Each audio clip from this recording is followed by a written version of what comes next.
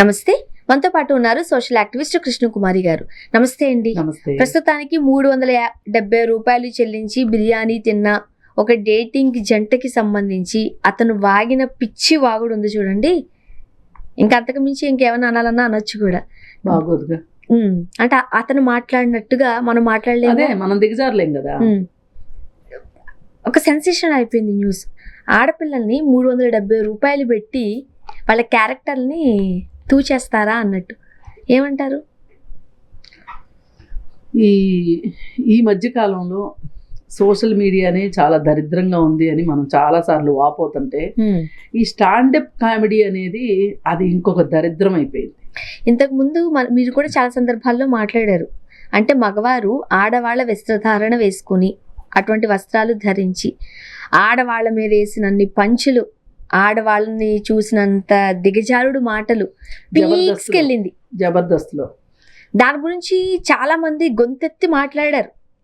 అది వేరు, ఈ స్టాండప్ కామెడీ వేరు. ఆ హవా తగ్గింది ఇప్పుడు అనుకునే టైంలో మనకి తెలియకుండానే స్టాండప్ కామెడీ పేరిట ఈ 4 గోడల మధ్య అంటండి.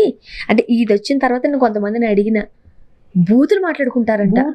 బూతులు మాట్లాడటానికే వెళ్తున్నారు స్టాండప్ కామెడీకి. నేను అది అనుకోలేదు. కొంతమంది ఉన్నారు చాలా హెల్దీ కామెడీ మాట్లాడుకుంటారు. పొలిటికల్ లీడర్స్ మీద, సినిమా యాక్టర్ల మీద, వాళ్ళ బిహేవియర్స్ పట్ల, వాళ్ళ మాటలు, వాళ్ళ డైలాగులు అవి కొంచెం జోక్ చేసి ఒక రకంగా మోనో యాక్షన్ లాగా చేసి, అంటే రకరకాలు ఉంటాయి, ఓన్లీ మోనో యాక్షన్ కాదు, రకరకాలతోటి ఆ ఎదురుగా కూర్చున్న వాళ్ళని నవ్వించడం అనేది ఒక ప్రక్రియ. అయితే అది ఎంత వెర్రితలలేసింది అంటే, ఎంత కుళ్ళు జోకులు వేస్తూ ఇప్పటికీ మనం ఈ విషయం గురించి కనీసం 4-5 వీడియోలు చేసాం. ప్రతి నెల ఒకళ్ళ గురించి మాట్లాడాల్సి వస్తుంది. ఇక్కడ కాకపోతే ఇంకో చోట, ఇంకో చోట. అసలు ఎందుకు ఇంత జగుప్స కలిగించే డైలాగులు మాట్లాడుతున్నారు? ఇప్పుడు ఒకటండి, ఒక బిర్యానీ ప్యాకెట్కి, ఒక లిక్కర్ బాటిల్కి హత్యలు చేసే వ్యక్తులు ఉన్నారు ఇవాళ. దానికన్నా పెద్ద విషయమా ఇది? దానికన్నా పెద్ద విషయమా? ఎందుకు ఒక అమ్మాయి ఒక అతనితోటి ఉండటం కోసం బిర్యానీ పెట్టిస్తేనే అతనితో ఉంది అనే విషయాన్ని ఇంత మాట్లాడాల్సిన అవసరం ఏంటి? అసలు వాళ్ళ ప్రపంచం ఏం మాట్లాడుకుంటుంది? కోర్టులు ఏం చెప్తున్నాయి? అంటే నేను సమర్థిస్తానని కాదు, ఇష్టపూర్వకంగా ఉన్న వాళ్ళ గురించి వాళ్ళని శిక్షించడానికి లేదు అని చెప్తున్నప్పుడు ఆయన దగ్గర 370 రూపాయలు ఉన్నాయి, బిర్యానీ తీసుకొచ్చాడు, ఇద్దరు తిన్నారు, తర్వాత ఏదో చేసుకున్నారు, అయిపోయింది. ఇంకొక రోజు ఆమె దగ్గర డబ్బులు ఉంటాయి, ఆమె బిర్యానీ తెప్పిస్తుంది. అది వాళ్ళిద్దరి వ్యక్తిగత విషయం. దాన్ని మీరు తీసుకుని వచ్చి స్టాండప్ కామెడీ పేరుతోటి మీరు మాట్లాడటం అనేది ఇంకొంతమందికి చెత్తని ఏమంటారు, ట్రాన్స్ఫర్ చేస్తున్నారు. వీళ్ళ బుర్రలో ఉన్న చెత్తని రెండో వాళ్ళ బుర్రలోకి ట్రాన్స్ఫర్మేషన్ చేస్తారు. కొన్ని మాటలు 370 రూపాయలు నేను స్పెండ్ చేశాను కాబట్టి అమ్మాయి పైన, సో నేను అమ్మాయి దగ్గర నుంచి ఎంతో కొంత వసూలు చేయాలి కదా అంటున్నాడు. ఇంకా అసహ్యంగా మాట్లాడాడు అతను. ఇంకా అది మనం మాట్లాడలేము. ఏదైనా స్టాండప్ కామెడీ స్టాండర్డ్స్ లేవు, దిగజారిపోయిన స్టాండప్ కామెడీ అది. అయితే ఇదే స్టాండప్ కామెడీలో ఇంకొక ఆమె డాక్టర్ అంట, లేడీ డాక్టర్. ఆవిడ ఇంకో అడుగు ముందుకేసి పోస్ట్ మార్టం చేసేటప్పుడు మగవాళ్ళ అవయవాల గురించి మాట్లాడింది వింటే వాంతి వచ్చినంత పని అయింది. అసలు నిజానికి ఆమె ఆ మాట్లాడిన మాట వల్ల ఆమె డాక్టరు గుర్తింపు ఉంటుంది చూసారా, డాక్టరేట్. ఆమె డాక్టర్ డిగ్రీ క్యాన్సిల్ చేయొచ్చు తెలుసా అండి? ఆమె ప్రాక్టీస్ చేయకుండా చేయొచ్చు తెలుసా? ఇప్పుడు ఈ డాక్టర్ వృత్తి అనేది చాలా చాలా కాన్ఫిడెన్షియాలిటీ మ్యాటర్. ఈ కాన్ఫిడెన్షియల్ మ్యాటర్ని నువ్వు ఎట్లా ఓపెన్గా మాట్లాడతావు? మాట్లాడకూడదు. పోనీ ఒక 4 ఫ్రెండ్స్ మధ్యలో ఒక ఇంట్లో కూర్చుని అసలు ఇప్పుడు డాక్టర్లు ఎవరితోటి వాళ్ళ వృత్తికి సంబంధించిన విషయాలు పంచుకోరని నేను అనను.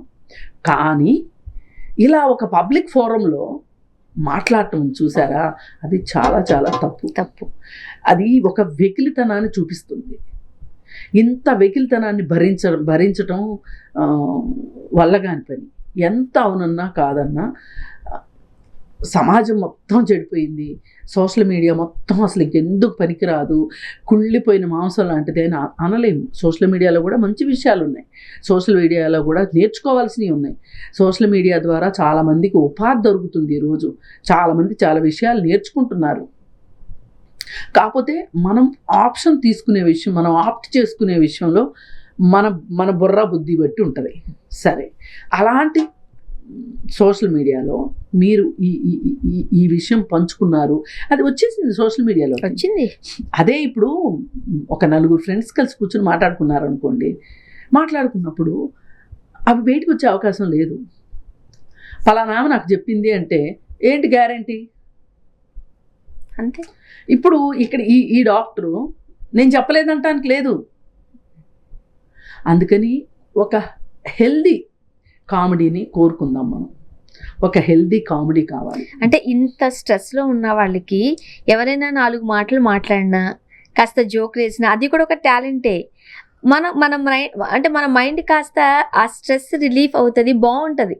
బట్ ఈరోజు ఆ హెల్తీగా ఉండాల్సింది అన్హెల్దీ కూడా కాదు, ఇంకెక్కడికో వెళ్తోంది. మన దగ్గర కూడా కొంతమంది ఉన్నారు, మనం కొన్ని ఇంటర్వ్యూస్ వాళ్ళవి చూసామండి. సాఫ్ట్వేర్ ఉద్యోగస్తులే, వాళ్ళు పని చేసుకుని సాటర్డే సండేస్లో, వాళ్ళకి వీకెండ్స్లో స్టాండప్ కామెడీ చేస్తారు. చాలా హెల్తీ కామెడీ చేస్తారు. అసలు మహిళలు ఇంటి నుంచి ఆఫీస్కి వెళ్ళే టైంలో ఈ ట్రాఫిక్ ఇబ్బంది ఉంటుంది చూడండి, దాని గురించి ఒక సాఫ్ట్వేర్ ఇంజనీర్ మాట్లాడారు. నవ్వుతూనే ఆడవాళ్ళు పడే కష్టాలను కళ్ళకు కట్టినట్టు వినిపించారు తను. ఇలాంటివి మనం ఎవరి దగ్గర ఎక్స్పెక్ట్ చేయగలము? కాస్త బుర్ర బుద్ధి జ్ఞానం చదువుకున్న వాళ్ళని కూడా అనలేము మనం. అప్పే ఆమె ఎంబీబీఎస్ తర్వాత పీజీ చేస్తేనే ఈ పోస్ట్ మార్టమ్స్ చేసే దానికి సంబంధించి ఆమె పోస్ట్ మార్టం చేయగలదు. మరి ఇంత చదువుకున్న ఆవిడ బుద్ధి ఎక్కడికి పోయింది అంటే, ఆ మధ్య ఒకసారి లావుగా ఉంది భార్య అని చెప్పి, భార్య ఇష్టం లేక ఒక డాక్టరు ఆమెకి అతను ఒక మనకి మత్తు ఇచ్చే డాక్టర్ అనమాట, ఎనస్థీషియా. ఆ ఎనస్థీషియా అతను భార్యకి ఎనస్థీషియా ఇంజెక్షన్స్ చేసి చంపేశాడు. ఇది డాక్టర్ వృత్తికి కళంకం. నిజంగా డాక్టర్లు నడిచే దేవుళ్ళు అంటారు డాక్టర్లని. నిజంగా ఎవరినైనా ఏ వృత్తి వాళ్ళని అయినా కానీ దండం పెడతారో పెట్టరో తెలియదు, కానీ డాక్టర్ని దేవుడిగానే చూస్తారు. డాక్టర్ గారు అని పిలుస్తారు నోరారా. అలాంటి డాక్టర్లు మీరు ఎంత బాధ్యతగా ఉండాలి. ఇంత జగుప్స కలిగించే విషయాలు 10 మంది మధ్యలో కూర్చొని మాట్లాడటము, దానికి వేరే వాళ్ళు పగలబడి నవ్వటము ఒకట్లేండి. మనము కామెడీ చూసాం, మన తెలుగు సినిమా వచ్చినప్పటి నుంచి కామెడీ చూసాం. అది అలా మారుతూ వచ్చి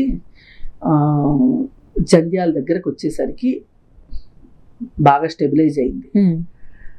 అలాగే సంగీతం శ్రీనివాసరావు గారు, ఆయన మాటలు లేని సినిమా ఒకటి తీశారు.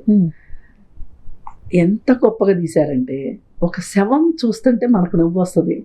అంటే ఆ శవం దగ్గర ఉన్న హీరోయిన్ల హావభావాలు చూస్తే మనకు నవ్వు వస్తుంది. ఇలాంటి వాళ్ళని చూసాం తప్పితే తరువాత చెత్త కామెడీ తీసిన వాళ్ళని చూసాం మనం. ఇప్పుడు ప్రస్తుతం నడుస్తుంది అదే చెత్త కామెడీ నడుస్తుంది. సినిమాల్లో కూడా చెత్త కామెడీ నడుస్తుంది. అందరూ నవ్వుతున్నారు, అందరూ ఆడవాళ్ళు కూడా ఉన్నారు. అది ఇంకా బాధాకరం. దీనికి పరాకాష్ట జబర్దస్త్ చూసేది కూడా ఎక్కువ మంది ఆడవాళ్లే.